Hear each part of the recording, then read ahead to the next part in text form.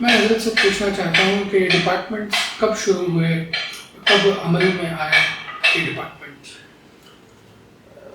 یہ جو ڈپارٹمنٹس ہیں ان کی ایک ساتھ تو سارے ڈپارٹمنٹ قائم نہیں ہوئے، لیکن سب سے پہلا جو ڈپارٹمنٹ قائم ہوا ہے وہ ایجوکیشن ڈپارٹمنٹ قائم ہوا ہے۔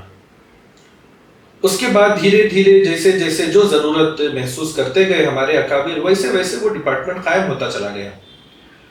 تو اسی طرح سے آگے جیسے تقاضے ہوں گے ویسے نئے نئے اگر ڈپارٹمنٹ قائم کرنے کی ضرورت محسوس ہوگی تو وہ ڈپارٹمنٹ قائم کریں گے اور قوم و ملت کے جو تقاضے ہیں اسے پورا کرنے کی کوشش کریں گے انشاءاللہ۔ تو اس ڈپارٹمنٹ میں اگر کوئی جڑ کر کام کرنا چاہتا ہے تو صرف یہ ڈپارٹمنٹ صرف علماء کے لیے ہے یا صرف عوام کے لیے ہے؟ تو اگر وہ جڑنا چاہتے ہیں تو کیسا جڑ سکتے ہیں اور ان کے لیے کیا کیا تقاضے ہونا، یعنی عمر کا تقاضا ہے، پھر کیا کیا ان کے لیے ضروری ہے؟ جمعیت علماء ہند اوپن ٹو آل ہے اور کھلی کتاب ہے۔ کھلی کتاب اس معنی میں بھی ہے، ہمارے حضرت صدر محترم دامت برکاتہم حضرت مولانا محمد منیر صاحب ویب سائٹ میں جمعیت علماء ہند کا جو آمد و رفت ہے، جو حساب کتاب ہے، ایوری منتھ وہ ویب سائٹ میں عام ہو جاتا ہے۔ اتنی کھلی کتاب ہے جمعیت علماء ہند۔ اور اسی کے ساتھ ساتھ یہ صرف علماء کی نہیں ہے، یہ سب کی جماعت ہے، سب کی جماعت ہے۔ اور اس میں جو جس ڈپارٹمنٹ میں اپنی قابلیت کے مطابق کام کرنا چاہتے ہیں اس کے لیے ویلکم ہے۔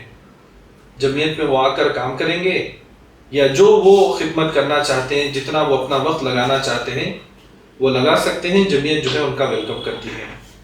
اور ہمارے اس وقت میں جمعیت علماء ہند میں ایک بہت بڑی تعداد میں ڈاکٹرز ہیں، انجینئرز ہیں، ایڈوکیٹس ہیں، پولیس افسران ہیں، ٹیچرز ہیں، اور اسی طرح سے جو ہے جو ٹرینرز ہیں، بہت بڑی تعداد ان کی ٹرینرز کی بھی ہے۔ یونیورسٹیز کے بڑے بڑے پروفیسرز ہیں، لیکچررز ہیں۔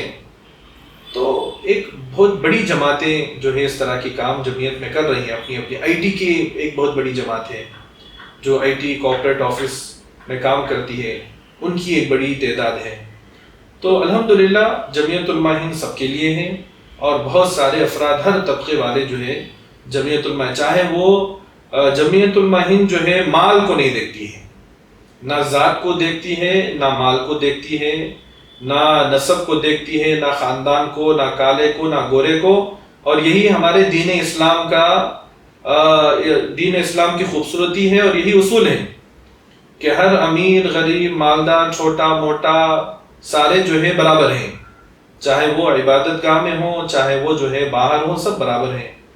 تو جمعیت علماء ہند اسی طرح سے کام کرتی ہے، سب کے لیے اوپن ٹو آل ہے، چاہے وہ چھوٹے طبقے کے ہو، بڑے طبقے کے ہو، مالدار ہو، غریب ہو، سب جو ہے اس میں اپنا حصہ لے سکتے ہیں خدمت کا۔ اکثریت اب تک کون سی تعداد زیادہ ہیں اور کیسا آ کے جڑ سکتے ہیں؟ یعنی لوکل ملک بھر میں بہت سارے لوگ دیکھ رہے ہیں، تو وہ آ کر اگر جمعیت علماء میں جڑنا ہے تو ان سارے ڈپارٹمنٹس میں جڑنا ہے تو کس طرح جڑ سکتے ہیں؟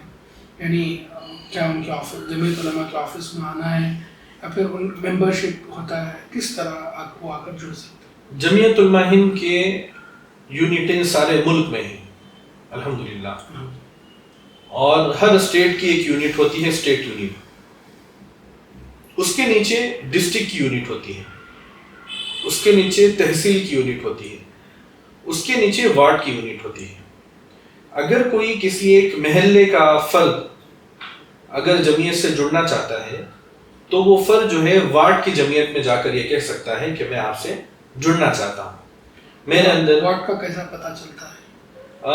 وہ بنی رہتی ہے، ہر وارڈ میں بنی رہتی ہے، تو اس کی جو ہے مرکزی جگہ پر بڑے جو علماء ہیں وہاں کے، مثال کے طور پر کوئی ایک بندہ مسجد جا کر امام صاحب سے رابطہ کر لے تو امام صاحب، ہاں، وہاں کے جو علماء اکرام ہیں اگر وہ وہاں کے علماء اکرام سے رابطہ کر لیں یا اپنے مسجد کے امام صاحب سے یہ معلوم کر لیں کہ میں جمعیت سے جڑنا چاہتا ہوں، یا میں اپنی جو صلاحیت ہے وہ صلاحیت قوم کی خدمت کے لیے لگانا چاہتا ہوں جمعیت کے پلیٹ فارم سے، تو وہاں کے علماء اکرام ان کی رہبری کر دیں گے کہ آپ کس سے جڑ کر جمعیت میں خدمت کر سکتے ہیں۔ تو الحمدللہ پورے ملک میں جو ہے اس طرح کا نظام بنا ہوا ہے. تو نیچے کسی ایک محلے کا بھی فرد جو ہے وارڈ سے جڑ سکتا ہے. اب اس کی صلاحیت قابلیت کو دیکھ کر اسے جو ہے تحصیل لیول پر بھی استعمال کر سکتے ہیں, ڈسٹرکٹ لیول پر استعمال کر سکتے ہیں, اور اچھی قابلیت ہے تو اسے اسٹیٹ لیول پر بھی استعمال کرتے ہیں. الحمدللہ ملکی لیول پر وہ کام کر سکتا ہے. اسی طرح نیشنل لیول پر بھی جو ہے کام کر سکتے ہیں. ہمارے جو عزائم ہیں جمعیت الماہین کے, ہمارے عزائم صرف محلے کے لوگوں کے تقاضے پورا کرنا نہیں ہے. ہمارے عزائم یہ ہے کہ پوری دنیا میں جتنے بھی لوگ پریشان ہیں یا جن پر ظلم ہو رہا ہے تو ان تمام کے ساتھ کھڑے رہنا, ان کے پریشانیوں کو اپنی پریشانی سمجھنا اور ان کی معاون بننا, ان کی خدمت کرنا, ان کے تقاضوں کو پورا کرنے کی کوشش کرنا, یہ جمعیت الماہین کے عزائم میں سے ہے. اور جمعیت الماہین آج تک اسی طرح سے چلتی آئی ہے الحمدللہ. ماشاء اللہ, بہت سارے ڈپارٹمنٹس کا آپ نے تذکرہ کیا.